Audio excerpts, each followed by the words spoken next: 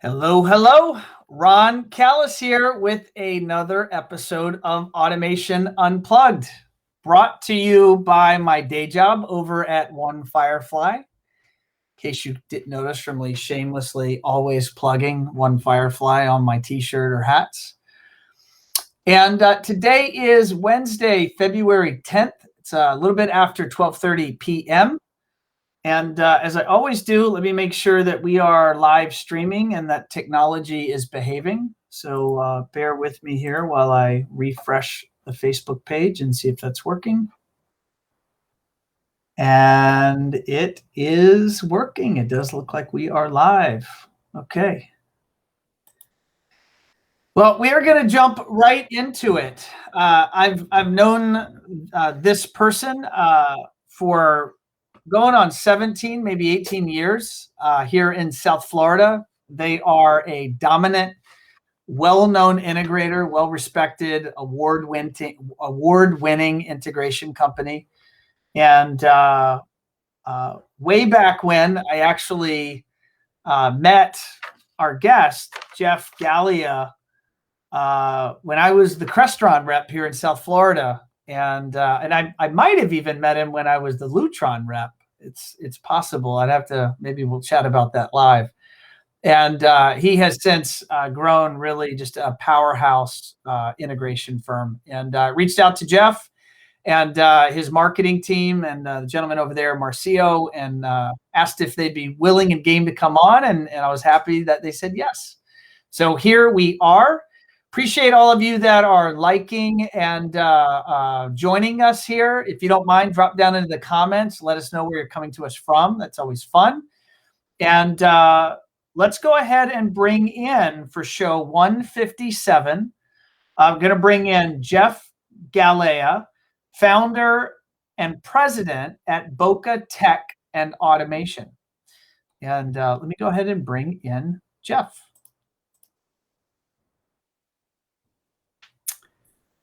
Jeff, how are you, sir? I'm good. I'm very well. Thanks, Ron.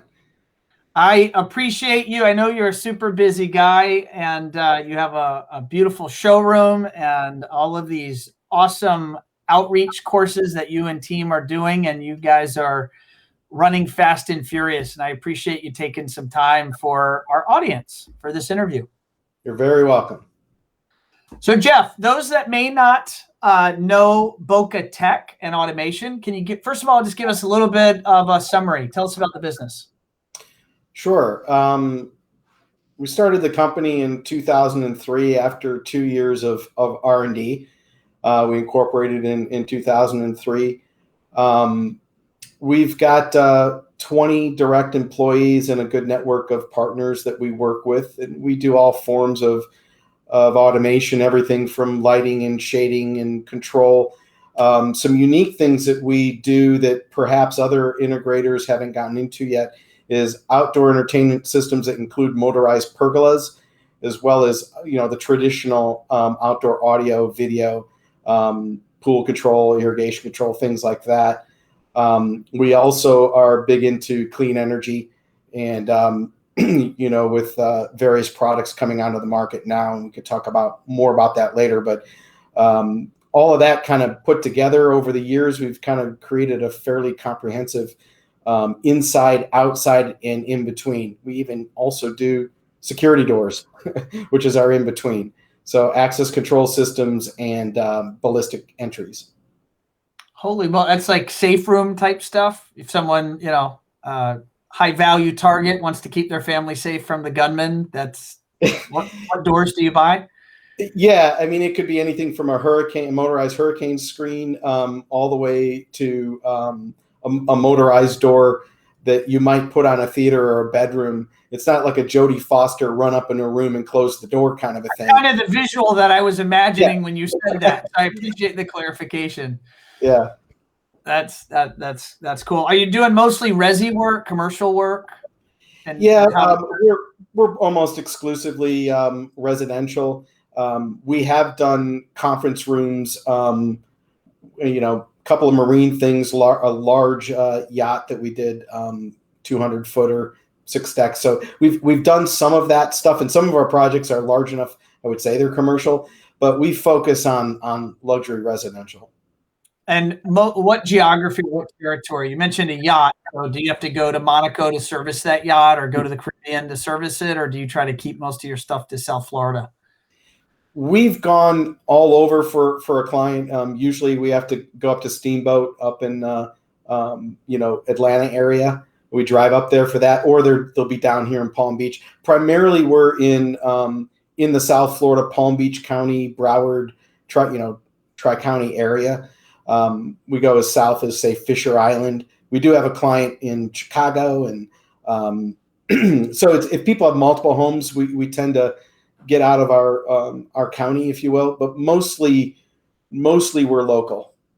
In terms of soliciting new business, you're soliciting business in the, close to home sort of. Absolutely. Range. Yes. Jeff, you have you're an engineer by education. Is that correct? Correct. So how did your career start? I want to say that you're an electrical engineer, and kind of walk us through studying electrical engineering, and you've taken a pretty fun path to get where you're at today. Yeah, it's perhaps a little bit unusual. I joke with everyone. I tell them, I was sort of born with a battery in my pocket, right? I've always known what I wanted to do from the very beginning. I've been a tinkerer. When I was in college at General Motors Institute, which is a 5-year college with you do a 5th year, a thesis year. My nickname there is Gadgets Galileo.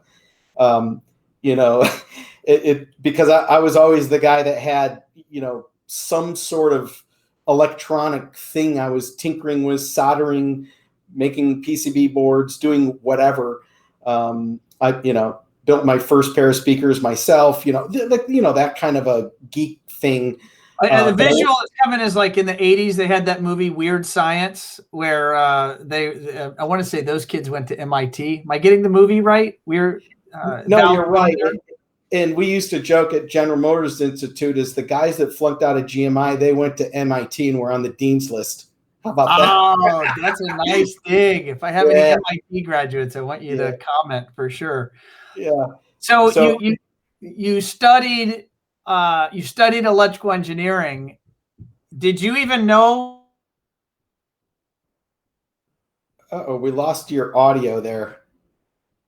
I don't know if okay. Hey, I lost your audio for about 10 seconds there. Yeah, no worries. Yeah, I saw that freeze up. I was saying, back when you were studying engineering, did you even know of this residential integration universe yet, or was that even a twinkle in your eye?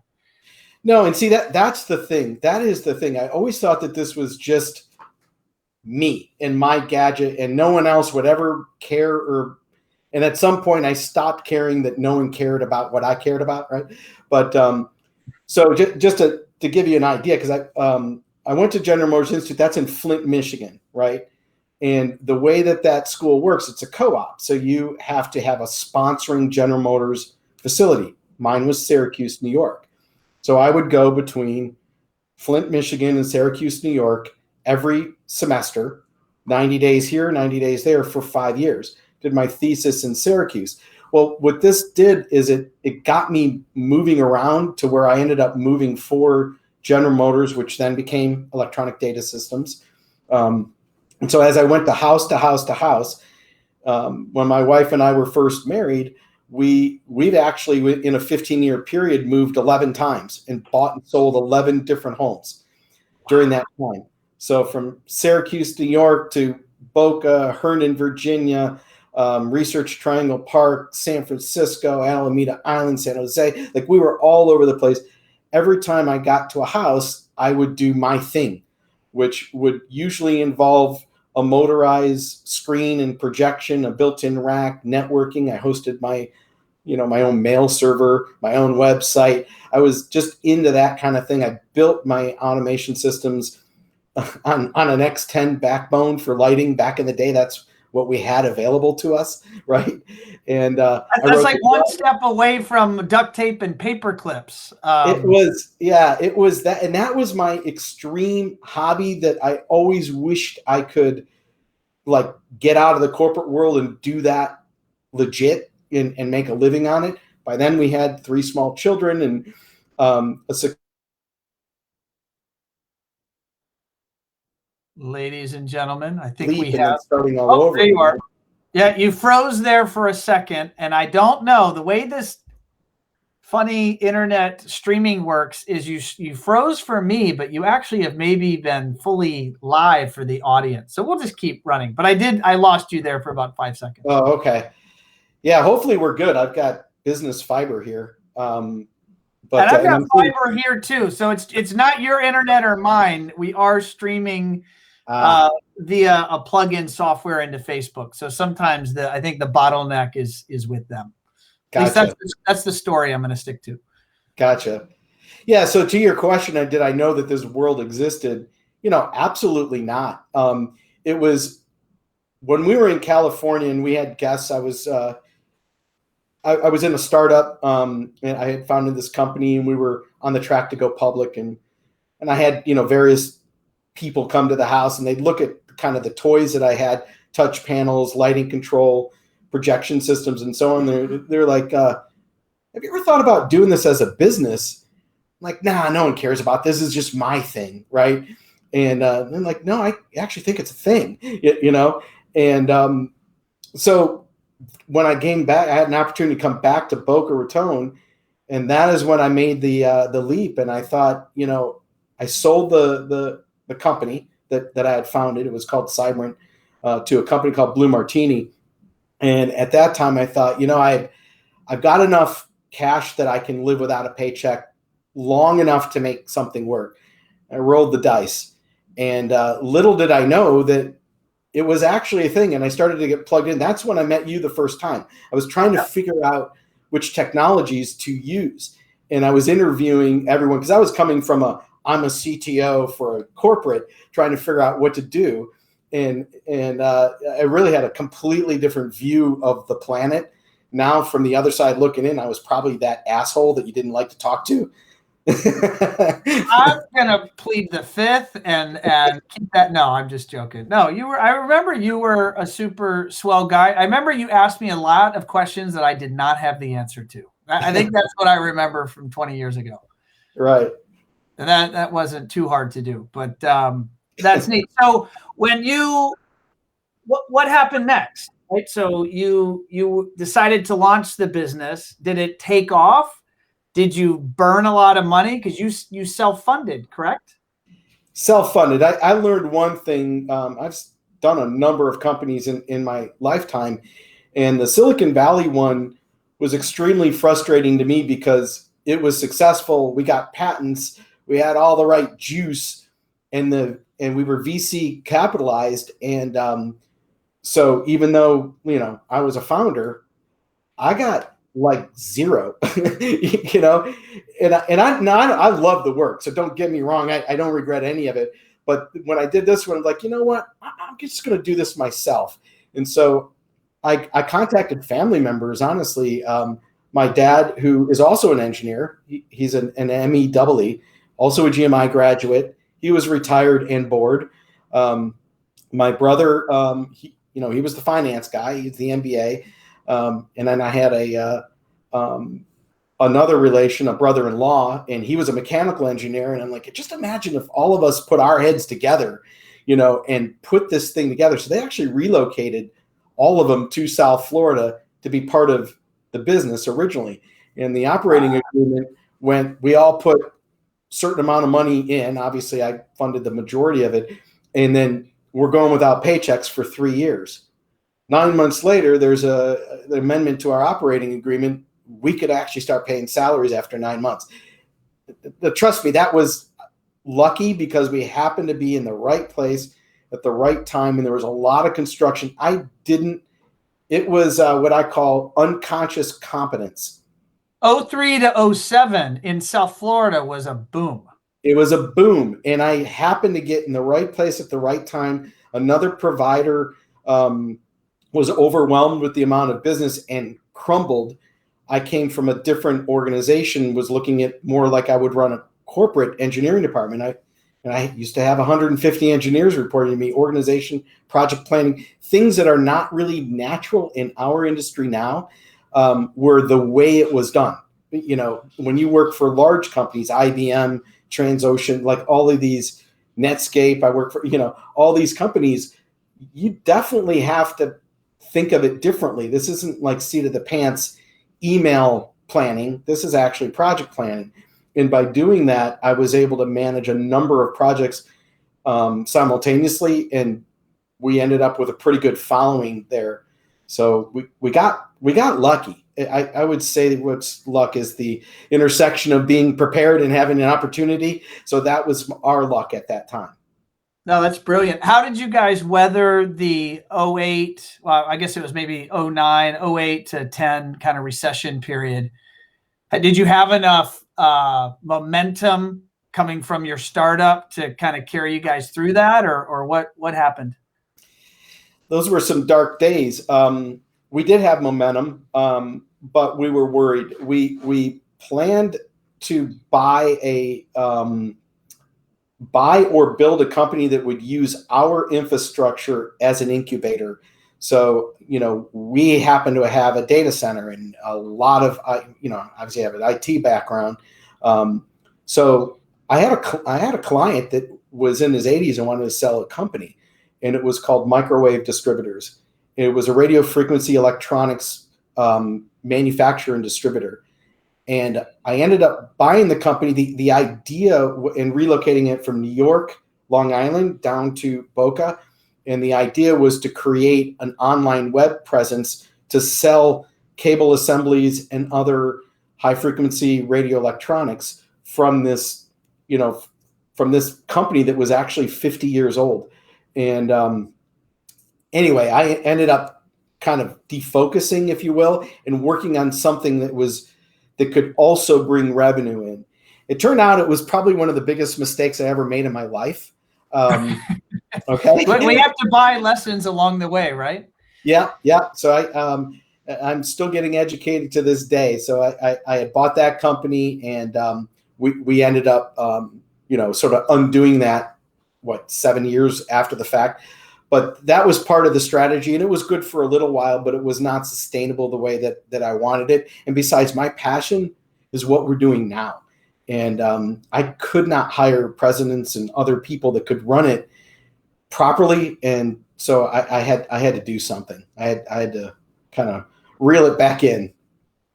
We've got some folks that are saying hi over here, Jeff. So I just want to acknowledge them real quick here. We got Ted. He says, howdy from Colorado. Thanks for doing this. And we got Angel. He says, welcome, Jeff. Saludos from Mexico. Thank you, Angel. And we got Cameron. Cameron says, hello, Jeff and Ron from Austin. Austin. Awesome. So don't forget, folks, if you're out there watching or listening, even in replay, drop your questions or comments. And we always track that. We'll be sure to reply, or if you're do it now, I'll actually pose those questions to Jeff live here over the next bit. So Jeff, I want to get into 2020 and some of that stuff and kind of what you guys have planned, but I know something, but I don't know the exact timing. And so I want you to kind of talk through it for our audience. And that is, I know, because I was chatting with you in advance, that a couple of years ago, you went to an ASION event. And which location was that? Do you remember? Yeah, it was Bonita Springs. Bonita Springs. So that was it was here in Florida, the west coast of Florida. And you and your CFO attended, and you walked away from that event, you said, with a bit of an epiphany. What was that epiphany you had? Yeah, so prior to that, the websites that BTA had, Jeff coded by hand in Notepad with HTML. Okay, that'd be me. And that was our marketing effort, right? And I did have someone whose part-time job was to pay attention to marketing. So we had nice logos and business cards and a little trifold brochure, but we weren't really serious about marketing. And one of the things that I wanted to do at the ASION conference, and by the way, I hated doing those things, so I usually send somebody else, right? This one was right in our backyard, and so I'm like, what the heck, let's go. And I had my aha moment. It's like, we are out in the weeds. We're leaving so I got a website, and it's an encyclopedia with an index because, that's me. I don't read books. If it doesn't have a table of contents and an index, I'm not really interested in it, right? So, and that's kind of the way I approached marketing. It was very analytical and, and so on. I just realized it was not me. This is not me. This is not my skill set. I needed to, so I interviewed the people there at Osio, and there was a breakout session, and they said, you really need to have marketing. I think you might have even been at that event. And, I always thought, my website's better than, whatever. Right. And so we don't really need that stuff. I got inspired, and I came back, and that was my number one mission, is to find a full-time resource that could show me how it's done and lead us. And that's how we found Marcio. It was a little bit serendipitous, where everything sort of came together at the same time. This high-end guy that I really didn't even know what marketing was, he taught me that. He created things called a mind map, which I would think of as a Vulcan mind merge, but it's really more of a mind map. Yeah. So he put that whole thing together, and I looked at this big picture view and the strategy. It's kind of like having a mission statement for a company. And really, I would say, and the rest is history, right? Because without his leadership and guidance, I don't think I would have been able to see the value in it, because, guys like us, like, what did you sell today? What did you do? Well, this stuff is an investment, and it takes all this effort and work to kind of keep it going. And then you start getting a following, and people listen and so forth. But it's not instantaneous. It's hard to measure. It's hard to know if you're doing it right, An engineer or a scientist type or engineer type that wants to know exact inputs equaling exact outputs, it can be very frustrating. Right. So you guys worked on many different aspects of your marketing, and I'm going to share your website here with our audience.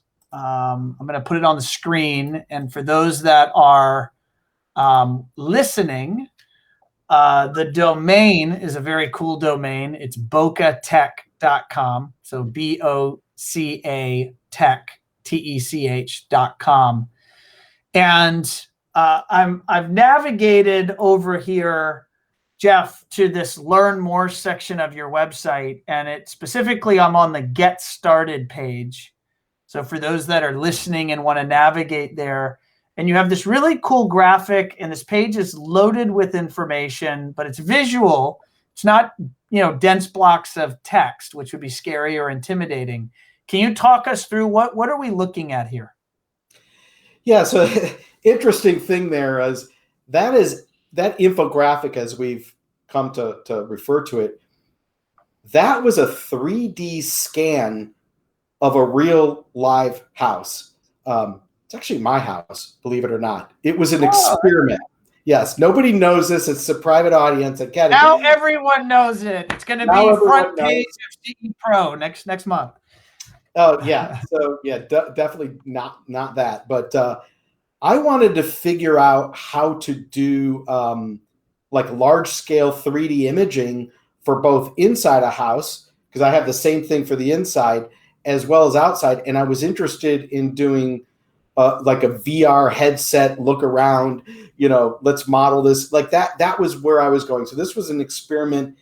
It was an expensive experiment to create this 3D model, Revit, AutoCAD, all that other stuff. But as we started to build it and look at it, one of the problems we have in our industry is to have any conversation with anyone on any topic. And I don't care whether you're talking about lighting. Oh, we have panelized, we have hybrid, we have RF, we have this, we have that, right? And then, or you go to wiring, or you go to, audio, or you go to video distribution, distributed, centralized, this, that. You end up like in this mode where you have to explain everything you've learned over a 20-year period just to get to the point where we can have a rational conversation about what do you need, right?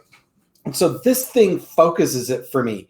It's something where I don't have to tell you everything that we ever do. You can click on it. If you're interested, you can read about that topic. As you click on each little icon, it'll bring up the webinars that we did on it, any background information.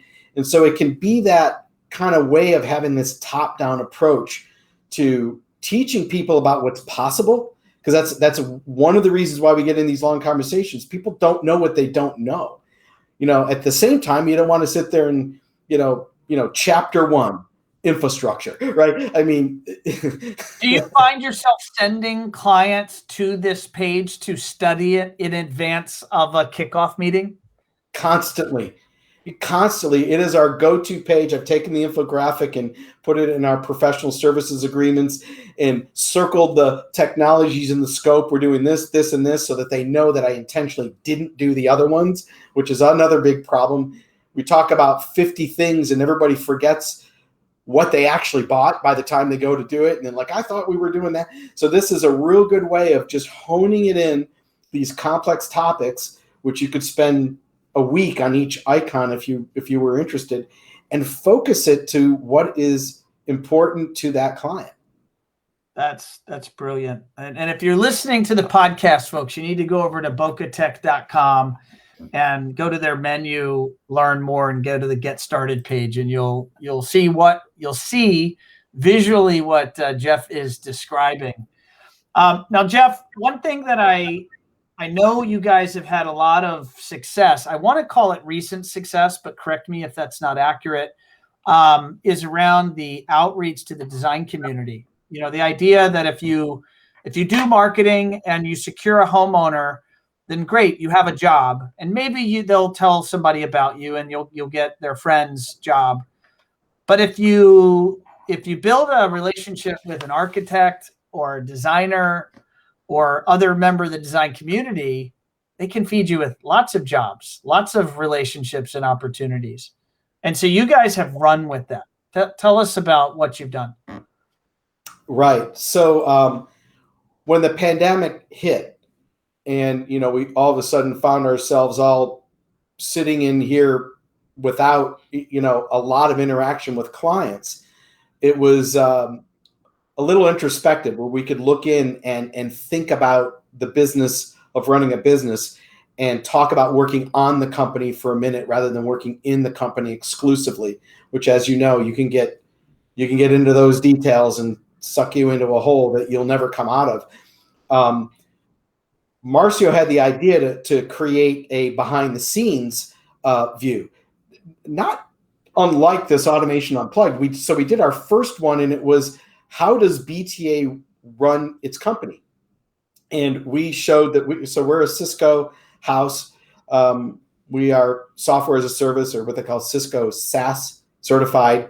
So we thought it was interesting to talk to our business partners about all the technologies we were using. We were already doing video teleconferencing routinely in the company for more than a year, and business class networking with Cisco Meraki, and then SharePoint and KPIs and some of these other things. So we thought we would just create a seminar to help our business colleagues understand how we did ours, and to see if that was something that they could learn from us.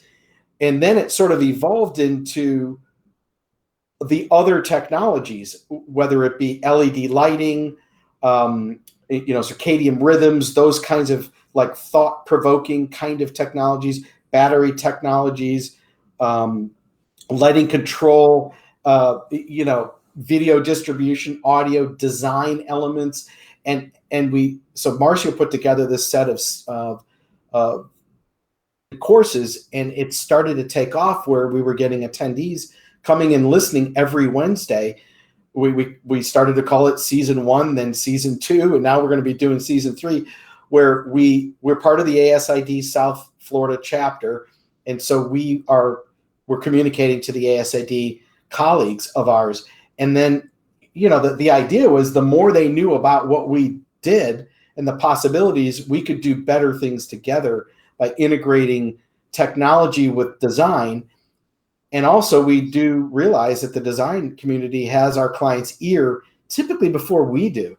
So by putting that together and then offering credited courses for continuing education, we started to get 10 people, 15, 20, 30 that would go, and eventually we invited clients.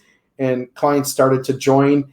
And it sort of took on a life of its own. I don't think that we started out thinking after that one sort of behind the scenes, take a look at Jeff's office kind of a thing, would go into something that would go on for 33 hours every Wednesday for the better part of the year. I mean, it became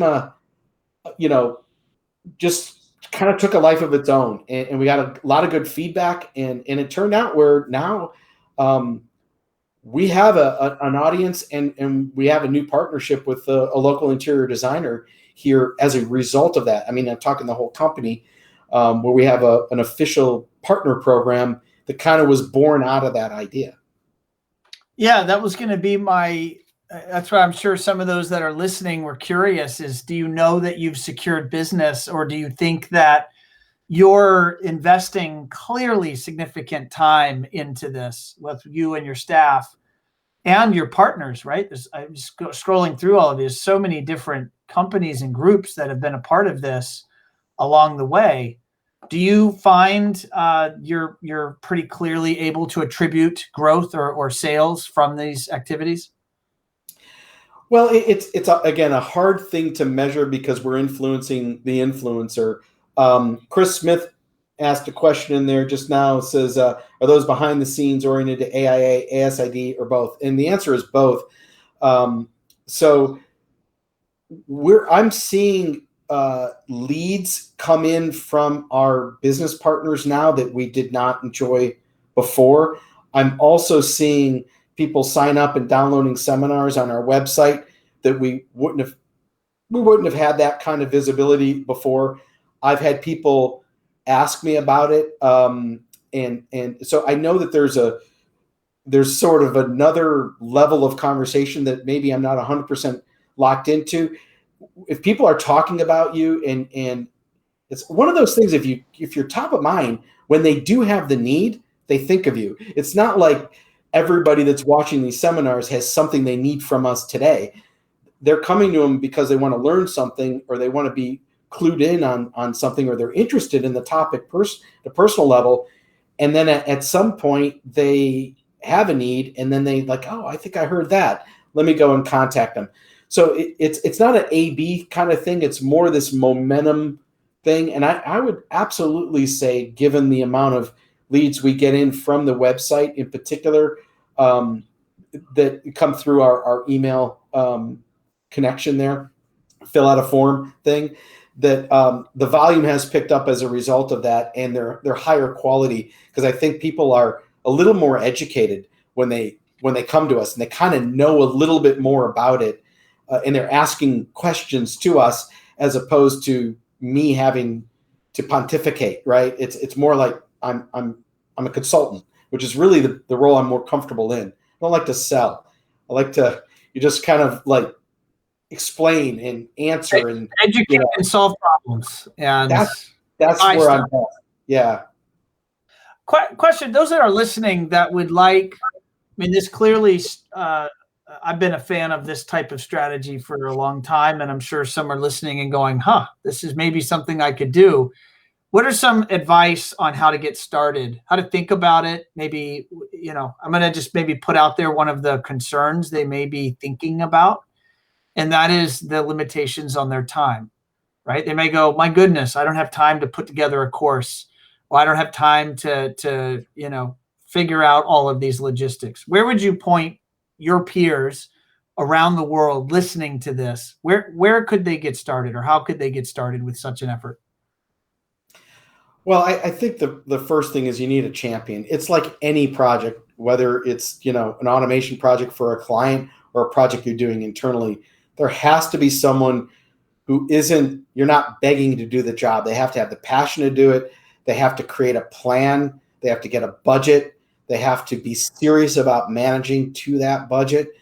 And you have to figure out where you're going to place those bets. A number of companies, Lutron, for example, has MDF funds. Crestron a lot of these companies will, particularly the larger ones, will contribute if they see value in it. And they'll either contribute by doing the presentation that you organize and bring the audience, or by contributing some marketing funds to it, some MDF funds of that point. So I'd say start out with a plan, make sure you have a champion and someone whose job it is to think about this. And it's not like, like trying to sell on eBay, right? We all try that. That lasts about a week and everyone gets bored with it. And then you just have a mess in your warehouse, right? You got to find somebody who's going to do it and take it seriously and follow a plan and adjust that plan with feedback. Jeff, I want to jump into a specific category only because it's been, I've been involved personally in this in some capacity the last few years, and I'm curious to see how it's going. And I know our audience will be curious to see how it's going.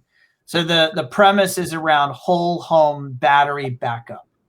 And I know there's a number of different vendors. I'll just say two that are obvious to me, and that's Rosewater and Sonnen, and you probably know of maybe more. I know Savant is also Race now Point. in that, with Race Point.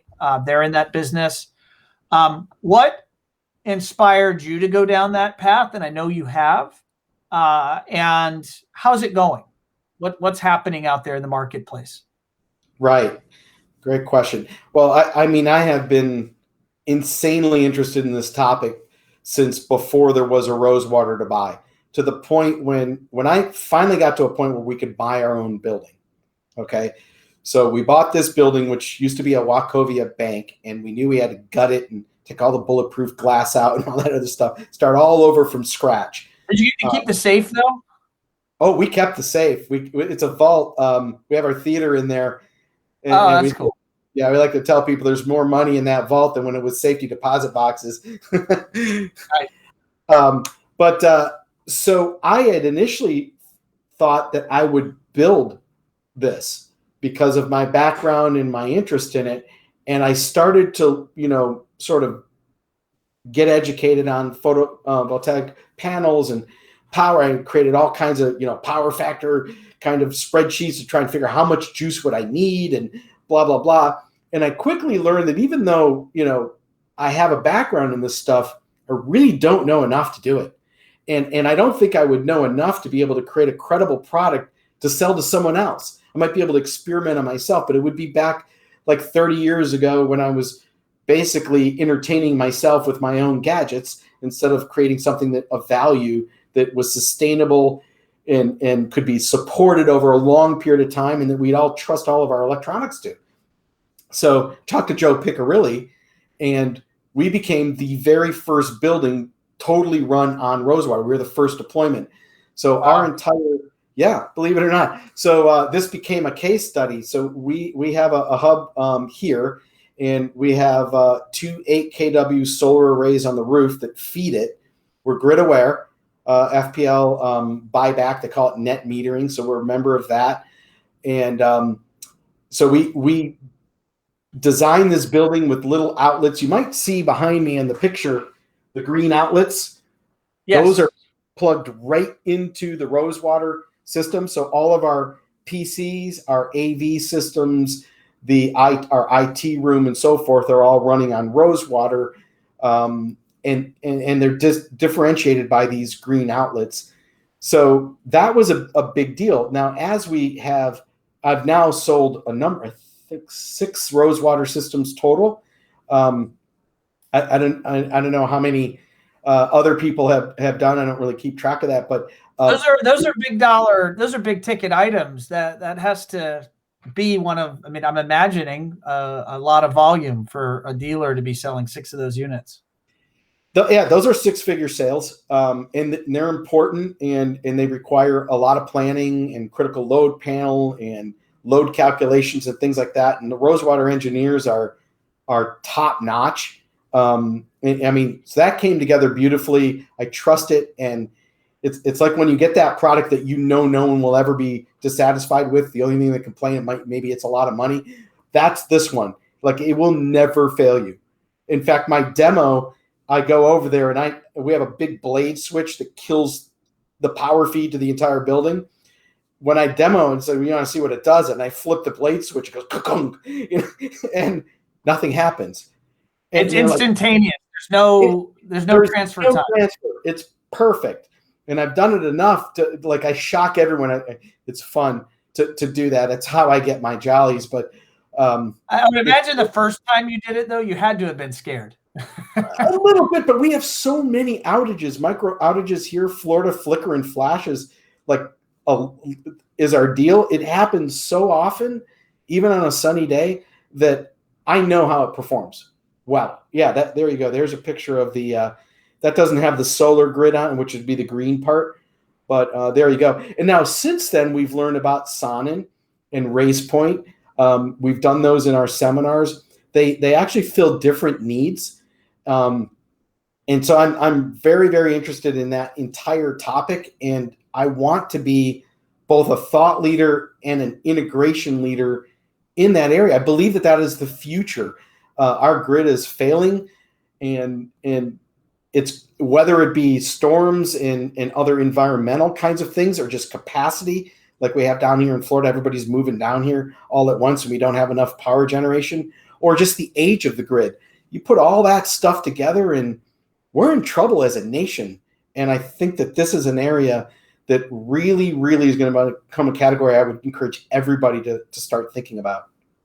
I'm going to get very maybe granular just on one little aspect of battery backup and storage. And I'm curious how it's playing for you and your interactions with your clients right now. And that is, there's a compelling story when you have solar, and solar is gathering the energy during the day, and you're able to store that into a battery and use that battery at night or during the day. What is your experience? Are all of your system sales with solar, or is there a sale without solar? Yeah, ironically, the only person I ever sold solar to is myself. All of our installations with Rosewater have been just on the grid or as a load on a generator. There has been no solar, even though you'd think, okay, we live in South Florida, but between HOAs, roofs, hurricane codes, and all the other complications and the expense, because the ROI, it's kind of not really there. You know, it's really not. I ran it for myself I bought a new house, this where I'm at right now. And I was like, I want to be green. I want to do the solar. I want to do the battery because that's hip.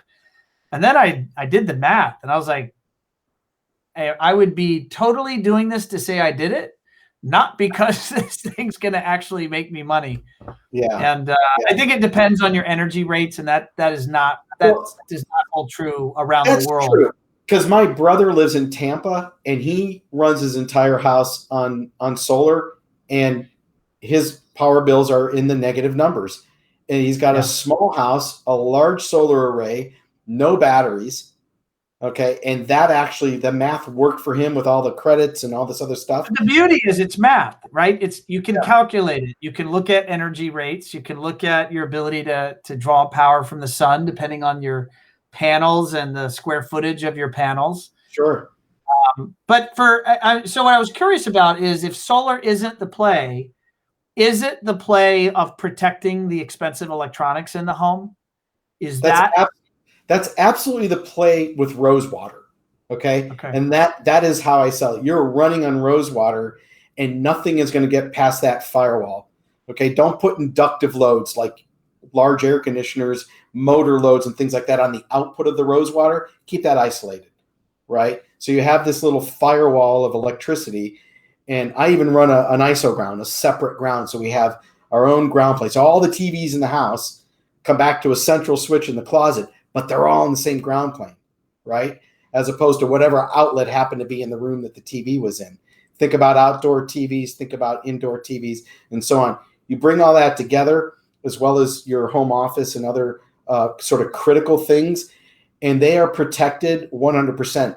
And I really view it as the Rosewater is what you're running on, and then you're either charging the batteries from the grid, assuming there's no renewable, the grid, or from a generator. So if the generator takes 10 seconds to kick on and it sputters and gives you a really bad sine wave when it's starting up, you're still on battery, you're fine. And it just kicks over when it's safe, and now it's charging again.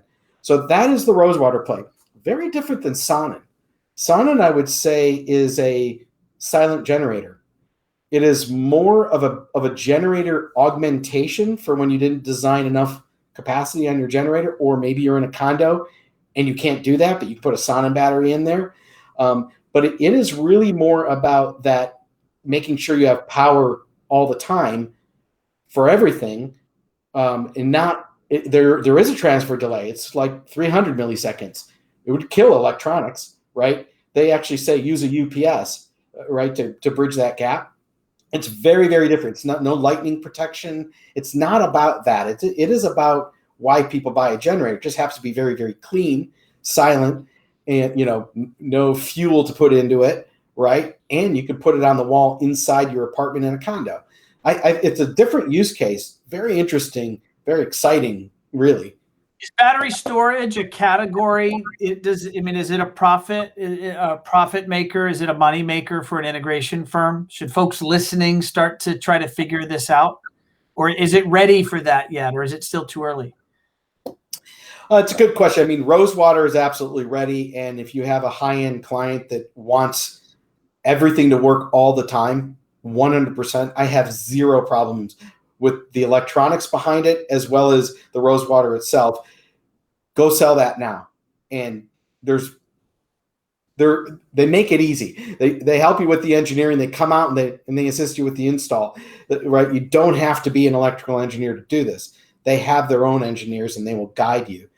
Sonnen, that's an emerging category that I haven't sold one of those yet. I'm insanely interested in it. And I'm thinking of it more of, I wonder if I could do that for a community, like a lot of homes selling to an HOA, and something where they feed off each other so that community has power that lasts longer and differently through environmental and non-environmental outages. And it's a reason to move into that community because you've got this kind of like the way I would think fiber. Some of our communities have fiber. We'll move there if you're interested in that, right? What if you had clean power with battery, plus you had fiber and so on? Well, now that particular community is more valuable than other neighboring gated communities. Got it. Love that topic, and I'm sure everyone listening and watching is gained a lot just from hearing you talk about how you see that. I want to jump to a different topic here. You purchased your building, and you have built out a beautiful show space, maybe one of the best in your own mind's eye of what it means to have automation and technology. In fact, my voice, this isn't automation, but for AV, I just have to get that out there. I told you I would. You're hearing me through what? You said a $10,000 amp speakers configuration right now? We got to geek out. How are you listening to me right now? Yeah, I know. It's stupid, right? Because we have Cisco telepresence phones, and you wanted to do this Facebook thing. And like, well, I don't have a webcam. I don't have mic.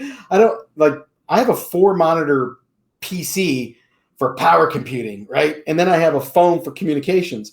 And then we got on here and I could barely hear you. So I'm Bluetooth streaming from my PC to an NAD M50.2 that is connected to high-end Dynaudio XD digital speakers. That is and then I have the mic you sent me, the really nice blue mic. So yeah. You sound great, like you're right here. That's your energy perfectly. I have never sounded so good. That's right. Good to know. That's funny. Tell me about your vision for the show space, and it clearly is an investment, but you found it to be. You have opinions on what it's been done for you and your business. Can you talk us through that? Yeah. So one thing that irritates me is when you call a company that's supposed to be a technology leader and you get passed around 5 times and messages left, and no one seems to really know what that company does except one guy, right? Or 2 guys or gals or whatever. So the idea for this showroom is everything here is working the way it assists our business, and we live and use it every day. For example, when you ring the doorbell outside, which is actually a Mobotics, SIP-enabled endpoint, it will ring on our Crestron touchscreens. I got one right on my wall here, and it'll ding dong through the ceiling speakers through an interrupt, right? If someone opened the door, that contact closure flips the camera on the front door and puts it on all of our TVs. We all can see that someone came in, they're in the, because I don't have a receptionist up front. And so whether it's the UPS guy and it rings and I open the garage door automatically, everyone's got a touch panel at their desk, whether it be an iPad or a Crestron native panel. We have DM switching going on in here, audio and so forth. But I wanted every single person from accounting all the way through dispatch, inventory, marketing, everyone to live, use, breathe the technology every single minute of their working day in here, so that if somebody would walk in or call and there's a question, well, everybody here knows what we're doing. They use it. It's not the, oh yeah, I don't know anything, go get Jeff. No, you should be able to do a demo and show people how this technology works. And if you don't believe it and understand how it works after using it all the time, then you're probably not the best person to be working in an automation company. You don't have that passion, right? But between all of this, I think it made us better because we communicate and we also use it as our own live lab. I guarantee this stuff works because we use it.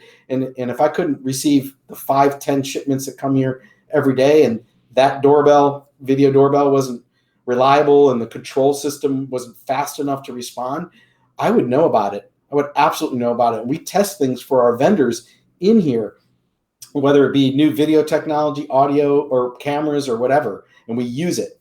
So I've seen showrooms over the years, and I'm going to tell you an observation I have, and then tell me if that's your case, and if not, how you combat it. I've seen showrooms that on day one were stunning, but by year 3, they are only fractionally up and running because they've been pieced and parted and spares sent out to job sites and you name it. And so the original vision is hard. Maybe it was great in that first year when everyone was pumped and excited, but keeping it ongoing is a challenge. How do you manage that? Right. Yeah, good question. So this is not a museum. This is not like there's your showroom, go over there, and then we go in the back office and work. This is what we use every day. I promise you, if a camera wasn't working or a touch panel wasn't working, somebody would be screaming that they don't have what they need to do their job. And I don't care what it is, network related, camera related, audio related, control related, whatever. So it's very much in our interest in the fabric of the way we work that everything needs to work. And if it isn't working, it's actually problematic for us. The conference room wouldn't be available because the video isn't working or the TV or whatever. That would be a problem. We put a work order into our system. We have an internal customer, BTA, internal, and we create a work order, goes up to dispatch, someone gets assigned to it. It's just like any other one of our so-called white glove clients where we dispatch, we do it, we keep track of our turnaround time. We have loaner equipment. If something is broken, we put that in so that we keep working and then we get it repaired and change it out. So we just take it seriously, just like we would any client. It's interesting to hear you say that. At One Firefly, there was at times in our past where some of our own marketing initiatives, maybe updating the website or making a brochure or a sign, it was considered like, we were the pauper's children or the shoemaker's children that weren't getting the shoes or didn't have shoes. And we did what you just said. We made ourselves a client and we get prioritized, and now those go in as work orders. And so they get done in the same way that we would address a client's work. And It's amazing. Everything now is flowing and smooth. And I'm wondering if those listening treat themselves like clients, or if they think of themselves in some way less than, and therefore their showrooms fall apart. Well, there's nothing worse than a client walking through the door and you making an excuse about the very thing that you're selling. Oh, no, we got the hood open. Whatever. I hate that. And besides that, I enjoy this, and it bothers me if it's not working. If some of my stuff isn't working, it grinds on me. I don't like it. And I think I have other similar-minded people working with me here that feel the same way. If it's not working, then fix it. That's what we're here for. Love it. I'm looking at the clock here, mindful of time for everyone involved. What's your outlook for 2021? You mean financial or mission, or what do you mean by that? Yeah, sure. Business outlook. What do you feel that 2021 is going to be better for you than 2020? And or what has you concerned, and what are you doing about those concerns? Right. So 2020 taught us a few things. On the one hand, we learned that we were essential, right? Because for the longest time, Aren't we all so happy to learn that we were essential? Yeah, that was interesting to us because we just thought, oh yeah, I need, food, shelter, and social relationships, and then we'll go to the AV guy, right? You didn't know Netflix was on the list of essentials. Right. Yeah, and then, so we learned on the one hand that we were essential. On the other hand, we learned that there is another whole category of external forces that I cannot control that can take us down. Whether it's the sub-mortgage thing, a stock market crashing, blah, blah, blah, hurricanes, this, that, and then now pandemics, right? So we started another initiative, and I would say inspired a bit about the marketing vision. So we hired a full-time business analyst, and we are going through, we just kind of revamped our own mission statement, and to include a higher focus on reoccurring revenue. And I don't mean just service contracts. I mean software as a service, like selling video conferencing systems, selling network systems with subscriptions, things, and that's just part of them. So we're creating new, what they call OKRs, which is objective-based key results. Where you set an objective, I want 20% of my objective is I want my payroll to be covered by a reoccurring revenue this year. I want to not have to take jobs that I don't want to take because I have to make payroll. I don't want to be put in that situation again, because you just end up shifting that problem 3 months down the road.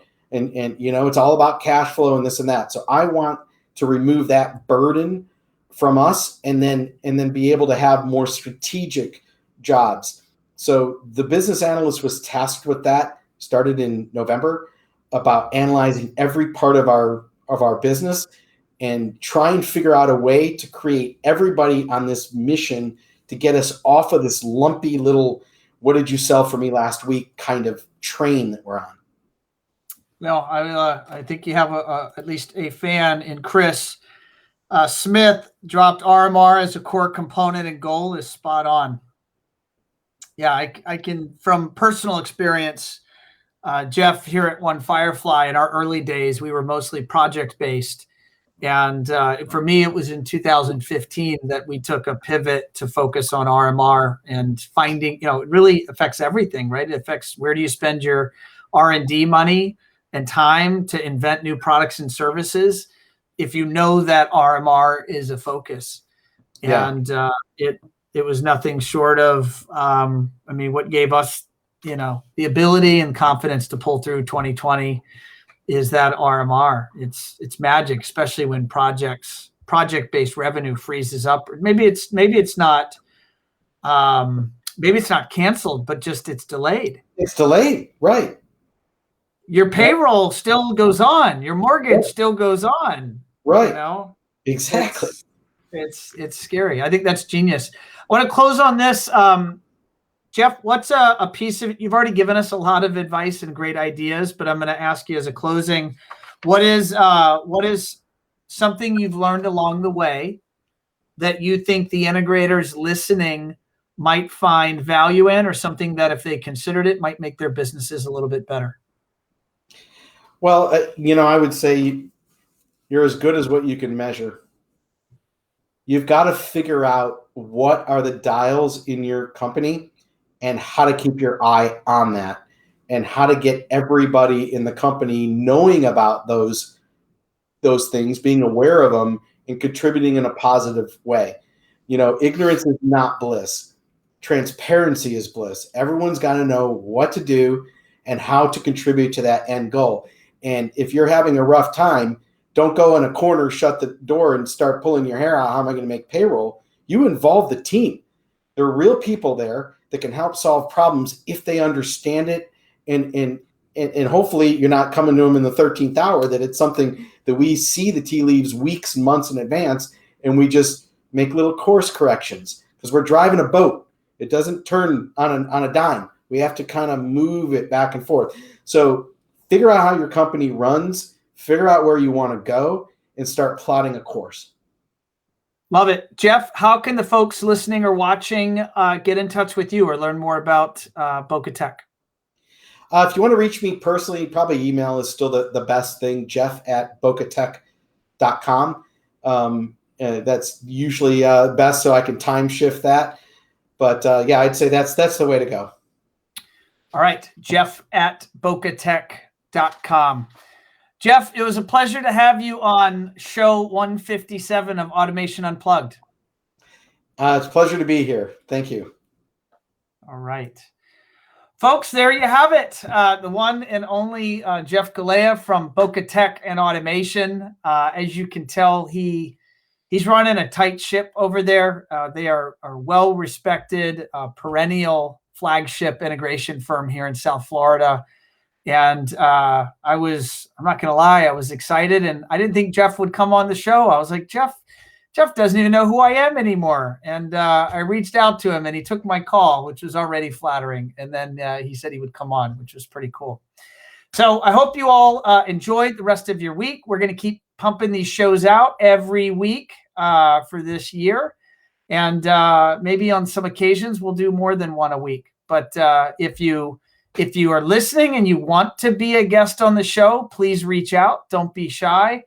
And if you have not already done so, make sure you subscribe to the podcast.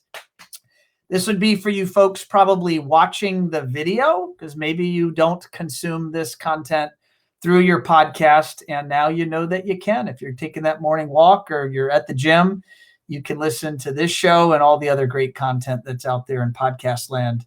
So definitely recommend it.